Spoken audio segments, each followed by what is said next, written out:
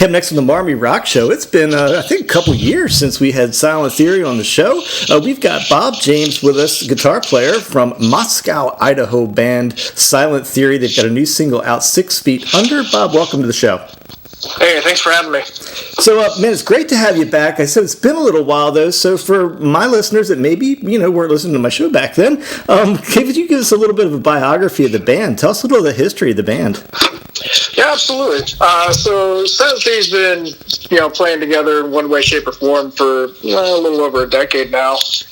We've been doing the Silent Theory thing for 8 or 9 years. Put out a couple albums, really happy with that. Most recently, we put out Illusions a couple years ago. We're currently in the process of working on a new recording. And then, just putting out some new tunes, but just 5 guys that love music and love being around each other. So, a string of some singles come out over the past couple years, and we'll talk a little bit more about some of the other ones. But first, we want to ask you about 6 Feet Under now. It's kind of an intense tune, I would call it. Why don't you tell folks a little bit about what I'm calling a kind of intense message behind it? Yeah, absolutely. When we write songs, we typically we always write it with something specific in mind to us, like there's inspiration there. But we usually try and write it in a story, in a format that, that people can kind of take it as they need it or as they see it. 6 Feet Under, we took a little bit different approach. It's a little bit more direct. It's just, you can't turn on the TV or get on Facebook or anything like that, it feels like, and not see something about another mass shooting, whether it's at a school or a music festival or a shopping mall. And it seems to be a subject that everybody keeps talking about, but it doesn't feel like we're making any headway into a resolution. And so this was just kind of a little bit of a frustration, kind of, us, just continually having to see this news. And so we just kind of took all that input and kind of reflected it through the Silent Theory lens. The song is definitely a little bit more pointed.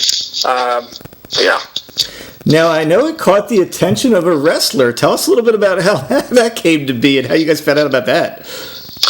It's just a blessing of, knowing people. So we work with Tag Publicity. He does a lot of marketing and promotion for us, and we put our singles and stuff like that out.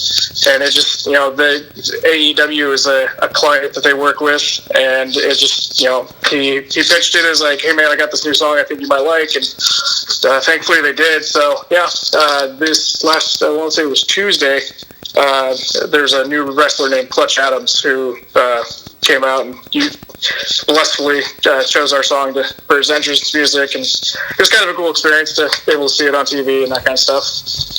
That'd be awesome, man, to be hearing your music out there at a sports venue on TV like that. Was that the first place outside of a live venue that you've heard the tune played? I mean, was it on radio first? Was that the first time out that you heard it? I think that's probably the first major market thing that I've heard it on. It's been on a lot of secondary market stuff and a lot of radio and podcasts and that kind of stuff. But I definitely think being on I open on this speak here, I think it's on TNT, being on a major cable network. I mean, even the 20 seconds of airtime we got is unbelievably cool. We are so grateful. So, hey, I think a more recent, well, not more recent, but a recent release, it's one of my favorite tunes you guys have done, is the tune Sticks and Stones. Why don't you tell me a little bit more about that tune? That, honestly, of the newer stuff, I love all the music we write, but Sticks and Stones is probably my favorite to play live. It's just a really fun tune.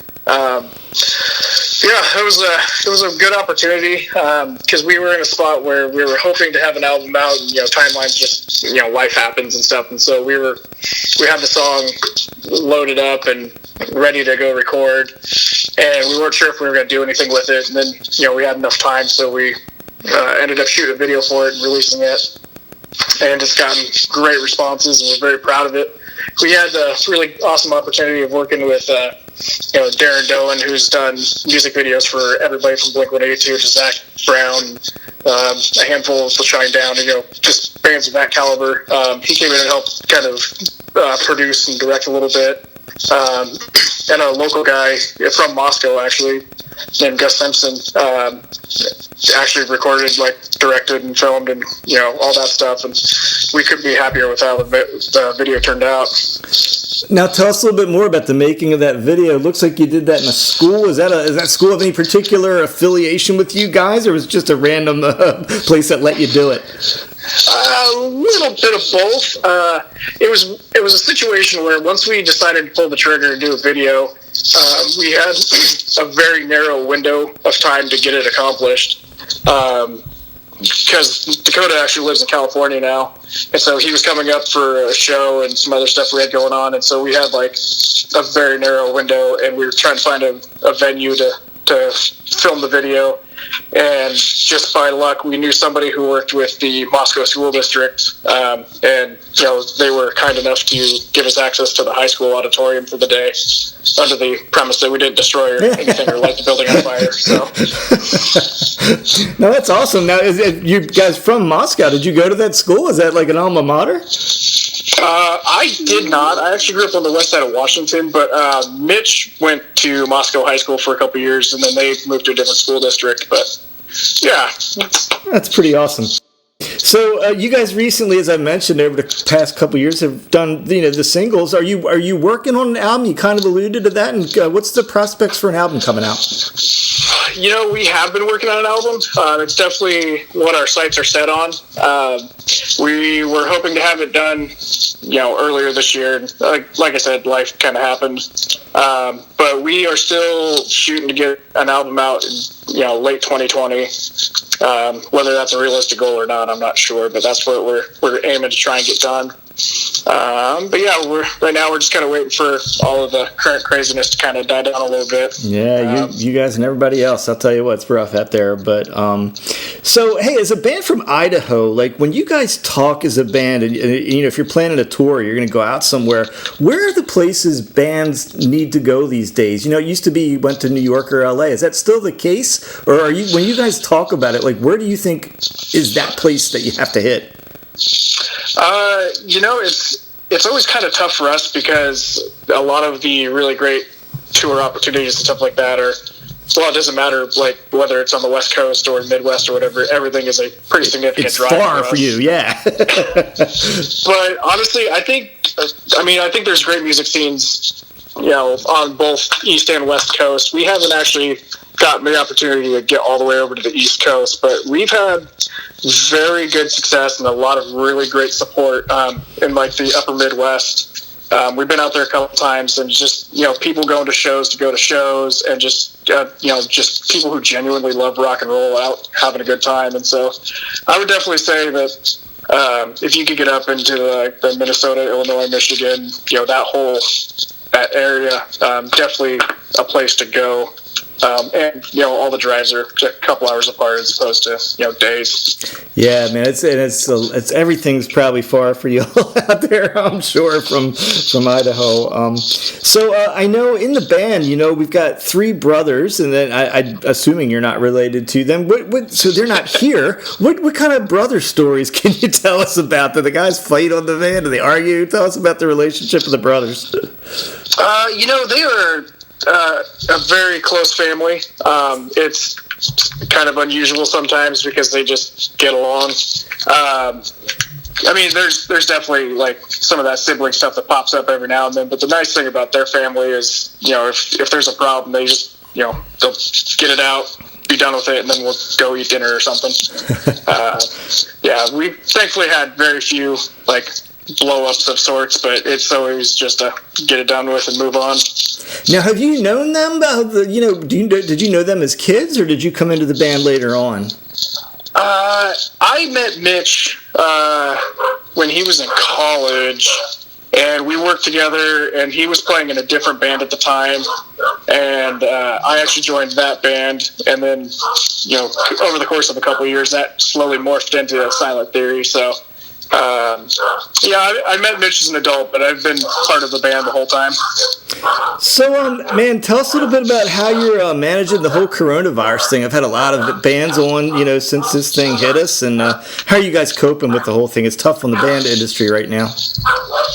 It is. The blessing and the curse of digital media. Obviously, like, people go round and round about it. Is it opens the door up for if you have access to a computer, you can put content out there.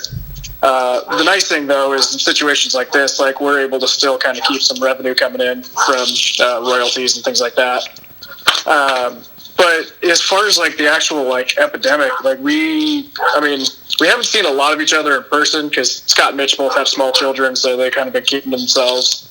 But, we've been taking the time to work on writing some new tunes. We've invested in some new equipment, so we've been playing around with that quite a bit. But, yeah, we're just really trying to be as prepared as possible so that when we can't get back in the studio, we can go in and just knock a bunch out. Now, did it sabotage any touring plans for you guys? I know there's so many people who are out and about, or were you kind of fortunate that you weren't in the midst of that process at the time it hit? It did. We kind of got a little bit of a late start because we were trying to figure out some stuff with studio dates and that kind of stuff, but we were in the process of getting a few things locked down for summer and fall that have now been scrapped, unfortunately. And so now we're in the process of trying to get our studio dates, booked back up so that we can at least make use of the time. But currently all our studio dates have kind of been pushed because they haven't been able to operate the studio. Now, do you guys have a specific producer you work with, or are you kind of a self-produced band, or do you go out and work with, do you have one go-to guy that you use when you're working? We are definitely open to input and stuff like that, but thus far, like, the guy who has really made a huge impact on us is Jimmy Hill at Amplified Wax. He does all the recording, mixing, mastering stuff, but he does so much more than that. Like, he really does fill in that producer role as a guy who's, he's been in a bunch of bands himself. He plays a bunch of different instruments, and, like, he sings a bunch. Like, so he has an ear for a lot of things, and it's really nice because we obviously have a way that we hear the song, and so having that outside opinion, we really get some of those cool harmonies and other, like, little things that make a song go from good to great. And so, we could be happier working with Jimmy. Yeah, that's cool you pointed that out, because one of the things I've noticed it's a nice touch on your guys' tunes is the harmony, so it's kind of cool to hear you say that somebody added that in there. It's a nice touch to your guys' songs for sure. Hey, the other day, I don't know if you just follow your Facebook or manage it or what, but somebody put a post out I thought was interesting, what's the greatest music video ever? You put that out to the world, but I didn't see your guys' answer, so I wanted to see what was your answer to that question. What's the greatest music video ever? Oh, man. I really, as far as, like, music videos, I really do enjoy the early days of MTV, like, just the painfully 80s music videos. Oh, yeah. Like, there's just something special about those. Like, you can't go wrong with Money for Nothing. Just Yeah. classic, just very literal, like, 8-bit, like, it was great in every way. Yeah, that one didn't jump into my mind when I was coming. That's a good one. It's a good choice.